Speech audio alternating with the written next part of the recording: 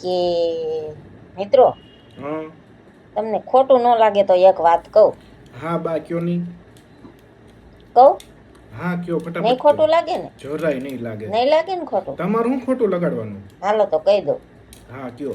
કે તમારું વર્તન જોઈને એમ લાગે છે કે તમે પેલા જેવા હવે નથી રહ્યા. અરરર કેમ કેમ એમ? કે પૂછો તો ખરા કેમ એમ. કીધું તો ખરી કેમ એમ?